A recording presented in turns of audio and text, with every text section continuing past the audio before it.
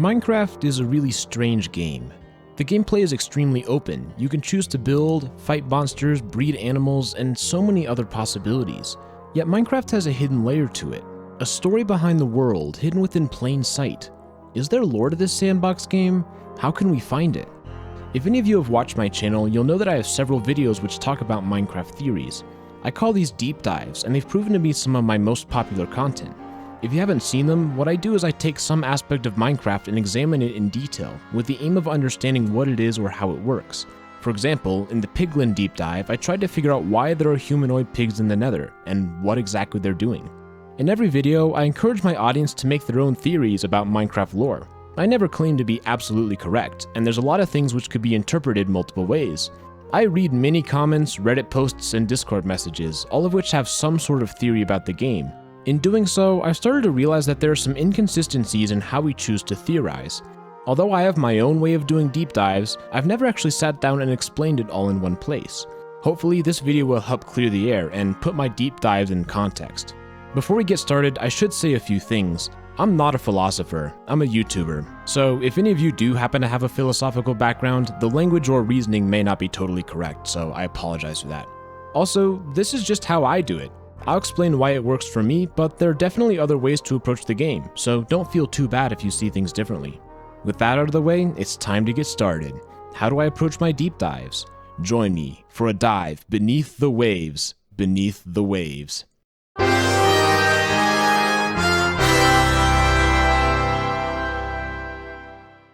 I'm going to start out with what I feel is the most important element to my approach. I believe that everything we need to know about Minecraft lore can be found within the game of Minecraft. That might seem obvious, but actually it's an important point.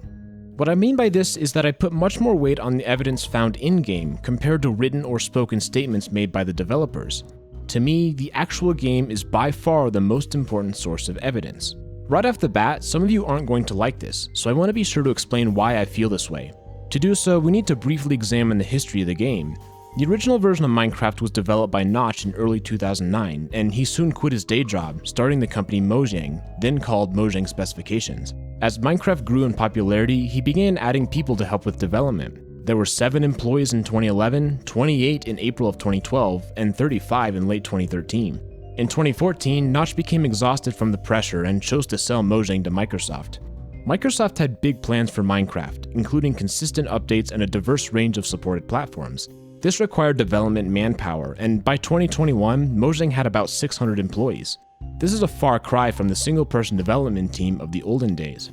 Coinciding with Microsoft's ownership was a much richer strategy for community engagement, with many ways for fans of the game to hear back from the developers. This included videos such as Minecraft Live, Ask Mojang, How We Make Minecraft, Dev Diaries, and so on. There were also new written pieces such as Block of the Week and Taking Inventory, as well as the social media accounts of the developers. The amount of effort they've put forth for the community engagement is staggering, and I think that they've done an extremely good job of this. However, this comes with a severe disadvantage. When we are attempting to solve the Minecraft lore, how can we really know who is the authoritative voice? Let's look at Instone, for example. The Block of the Week author says that he personally thinks of it as some porous, coral-like substance naturally accruing from unseen spores that float in the haze of night. Is this an official statement on Instone, or is it just an opinion? In the same article, Yen says that he can't really come up with anything fun with regards to the fabled history of the block. Even worse, an official Minecraft video says that Instone feels pain. That can't be true, right? Is it a joke, or should we take it seriously? This right here is a microcosm of the issue that I have. How do we know who to trust? We could go with the hippo route, highest paid person's opinion, which would almost certainly be Yen since he's the lead creative designer of Minecraft. But then why would he allow ambiguous or contradictory information to be released from official sources? And this happens all over the place. Time and time again, it's challenging to know for sure if a statement is a joke, an actual indication of the lore, or just the words of someone not qualified to make any bold claims. For a person who aims to discover the lore of Minecraft, this is a serious problem. This leads directly to the first of my main points. I believe that if it's important to the lore, it will be in the game. There's so much noise from so many sources, why not look at the very place we are trying to understand? If you watch my deep dives, you'll notice that I tend to avoid developer statements. In my opinion, this approach has worked really well. I've always found the information I need within the game itself. This game-first perspective is important, and it's something that I'll mention again as we continue. But there's a second, perhaps more intriguing question that quickly arises. How do we know that Minecraft even has lore? There's no written out story in the game. The whole point is that you can do whatever you want. Could such a free-form environment have any in-universe history or explanations? And I think that's a fair question. I've definitely seen comments from people who've wondered this for themselves. I think that one reason this is tricky is that early on in the game's history, Minecraft was much more clearly designed to be a sandbox game. Think Roller Coaster Tycoon. Does that game have deep lore? No, it's just a platform where you can build your dream park, and I think this is what Minecraft used to be earlier on in development. A game where you could place blocks, build houses, and not much more than that. Nowadays, it's not so easy. Although the game can still be played as a pure sandbox, the world is much richer than it was. There are societies of villagers, abandoned structures, ancient ruins, strange bosses. In other words, there are a lot of things generated in the world that don't have a simple explanation. Rather, they seem to invite us to think about them and discover their secrets.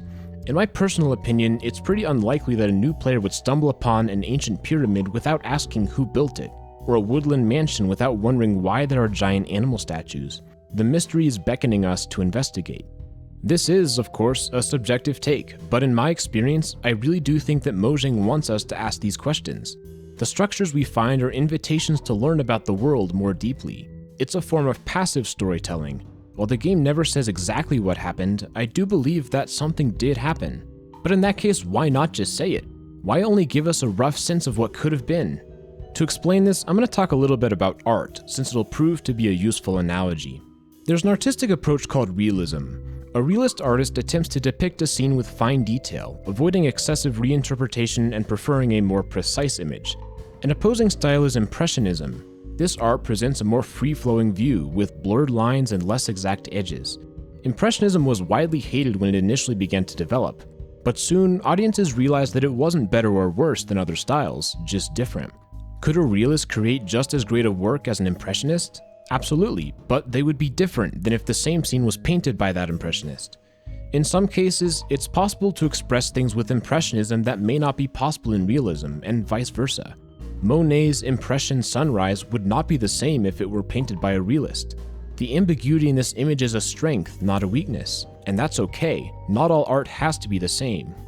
I believe that Minecraft takes the impressionistic approach to lore. It doesn't try to explain every small detail. Rather, it expresses itself more broadly. It's an impression of the story. It feels no need to be precise, just as Monet felt no need to depict the docks, the boat, or the sun as literally as another artist might have. Yet, just as Impression Sunrise is effective, so too is the world of Minecraft's lore, so long as we recognize how to approach it. This idea is why I'm willing to overlook minor issues in favor of the overarching story. I don't try to explain every little detail, just the ones that I feel are important. Now, this is dangerous if done incorrectly, so I want to talk a little bit more about the value of evidence. A trap which I have found to be quite common when reading theories is that people tend to create the story first and then find evidence to support it. Another prevalent issue is that someone will suggest a theory that is unsupported but not obviously incorrect. Then they ask other people to prove it wrong. As an extreme example, they might say that Endermen evolved from sheep. Can we show this to be false? It's pretty hard to do, so it must be true, right? But this way of thinking is not productive. It's easy to make statements that cannot be disproved. What good are those when you're trying to understand the intent behind a game? To make a good theory, you must explain why it's true, instead of waiting for others to show that it's false. This leads to what may be my most important idea. I take an evidence-first approach to Minecraft lore. This is consistent with my idea that the game is the most important source of information. I choose to start with the evidence and see where that takes us. Yet not all evidence is created equally. For example, the landscape pops in and out as the player explores. Does this mean that in some bizarre fashion the entire world revolves around the player, and that which they cannot see does not exist within the framework of the Minecraft universe? No. It happens because Minecraft is a video game, which is a type of software. And this very realization forces us to recognize that not every element within the game is intended as a way to explain its lore.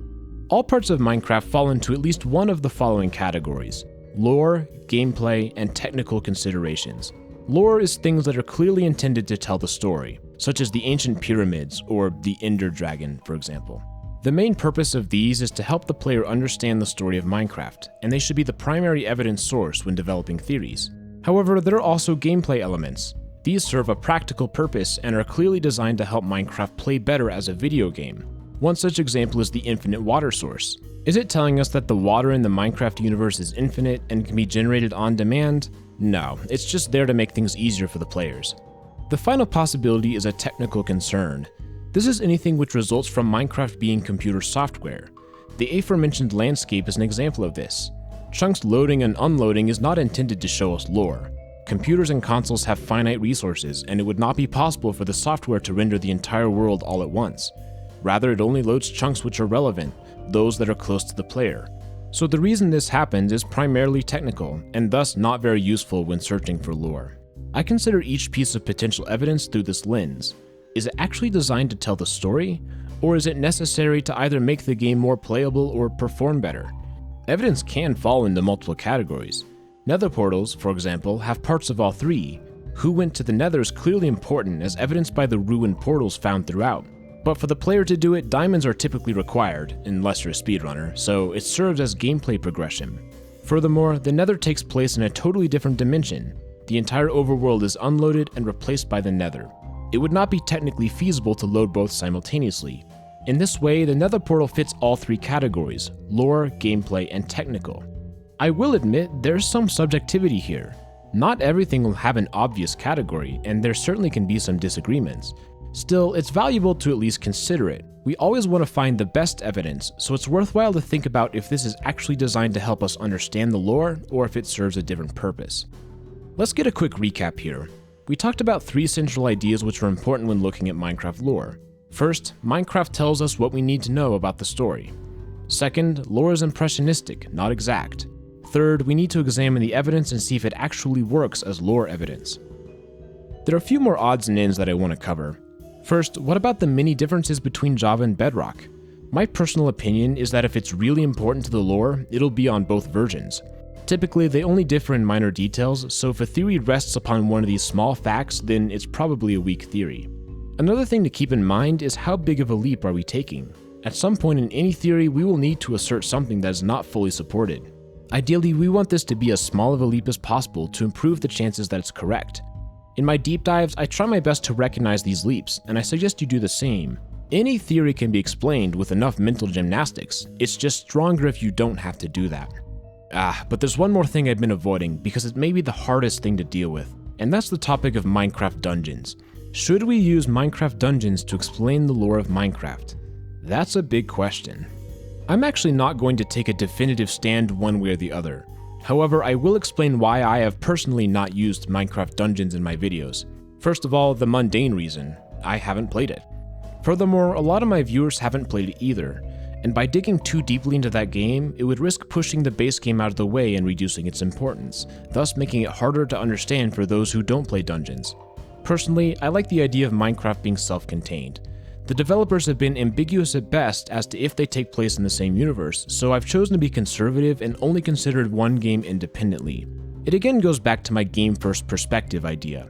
But is this the right approach? I've not seen anything that's convinced me otherwise, yet the dual game version of the lore is something you could very well do. It's just not how I choose to think about deep dives. To me, they're alternate universes, as spin-offs so often are. You're free to disagree with this, or really anything in the video. I just thought it would be worthwhile to give some explanations about why I do the things that I do. There's more than one way to interpret the game, but no matter what you choose, it's a great idea to define it. Think about your assumptions when creating your theories. What is it that you're using when putting things together? It'll help you produce stronger ideas and be more aware of their strengths and weaknesses.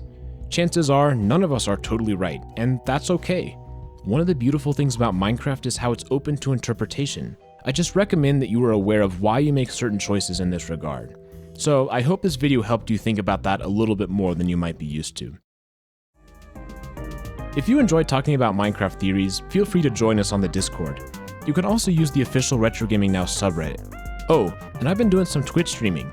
If you ever want to come and hang out, follow me at twitch.tv/RetroGamingNow. We'll go ahead and end with that. This has been RetroGamingNow. Thanks so much for watching, and I'll see you all in the next video. Have a great day.